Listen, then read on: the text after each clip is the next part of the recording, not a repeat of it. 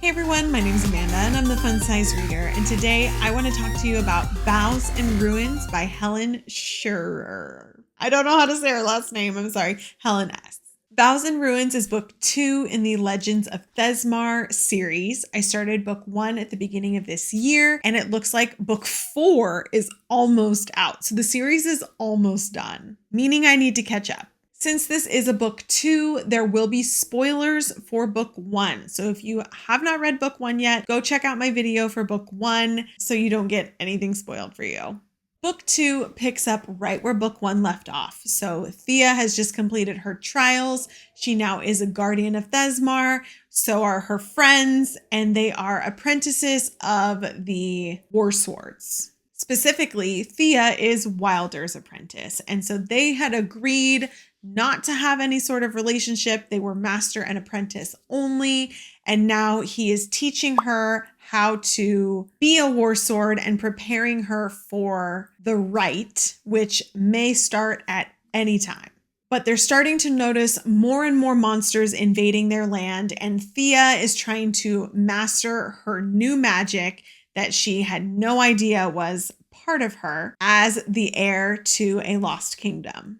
Star rating. I gave this book 4 stars. It picked up right where book 1 left off. It was everything that I wanted out of book 1. So I felt like book 1 was very much the setup of all of this, the setup of the relationship, the setup of the guardians, the setup of the power and the world.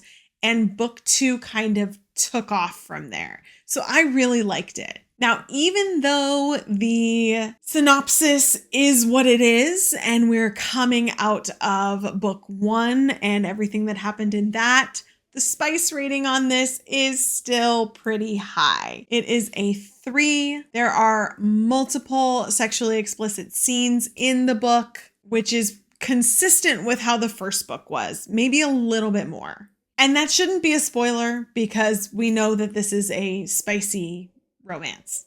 A long-winded one, but yes. To me, this book was so much better structured than the last book. One of my biggest complaints about the last book was that I felt like there were missed opportunities, or there were scenes that just kind of felt like they were thrown in. Specifically, some of the spicy scenes I thought were just kind of thrown in or out of place. I didn't feel like that in this book at all. I felt like everything kind of flowed perfectly. Things went along a path that I expected, that I anticipated out of how the story was progressing. So it completely fixed what I didn't like in the first book. And it did keep a lot of twists and turns. Like, I did not expect things that happened at the end. I'll talk about that in a spoiler section in just a second. Still spoiler free at this point. There were things that I anticipated. There were things that I didn't anticipate. Characters that we loved still showed up in places, even though there was a lot of traveling,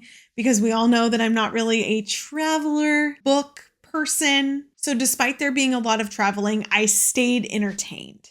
Now, I did read this book in 2 parts, okay? I started the first half of this book. I finished the first half earlier in the year, closer to when I read book 1. And then I got distracted by other huge releases that were coming out. And then I finally came back to it. What I really liked about that was it was written so I didn't really forget what happened. Like, I was able to just pick up from where I left off and go with it. So to me, that just means that the book was like really cohesive and you just went along with the story. I did like the progression in both Wilder and Thea's characters. I think Thea is really like coming into herself, and I liked where the story was going. Overall, I will continue the series. I do really enjoy it. I know it's almost over, so I have to read book 3, and it does leave off on a little bit of a cliffhanger, you guys. It does. So I'm going to talk about that right now. This is my spoiler section, so if you haven't read the book and you don't want things to be spoiled for you, pause this video right here and come back to it after you finish the book.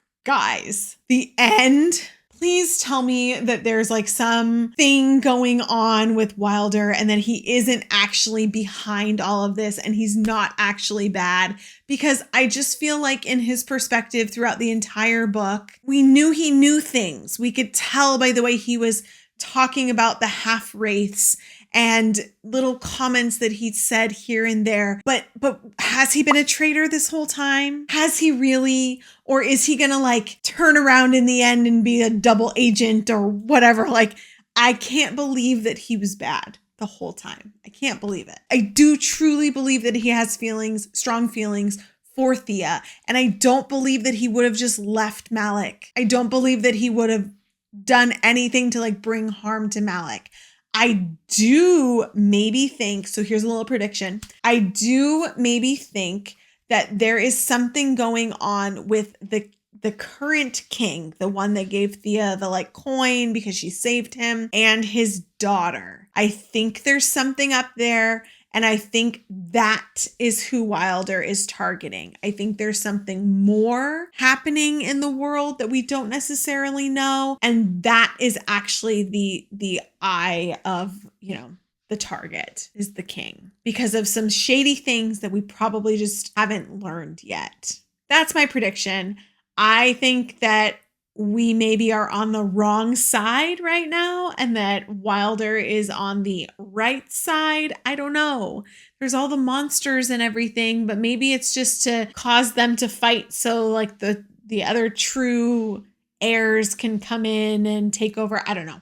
That's just my prediction. But I do not like that Wilder turned on us at the end. I don't like that. But it does make book 3 really interesting, starting off with Thea hunting him down, because I do think that that will be a great story. I hope that we get her right in the next book. I have a feeling that we're going to, because I don't just want it to be a bopping around travel book. You know, again, I hate the traveling. I'm hoping that we get her right. I'm hoping that she becomes a war sword. I think there's going to be a lot going on in book 3. I have a feeling. And it's a spicy romance. So we know that it's not over. It's not over between them. So there has to be more. Tell me what you think. What are your predictions?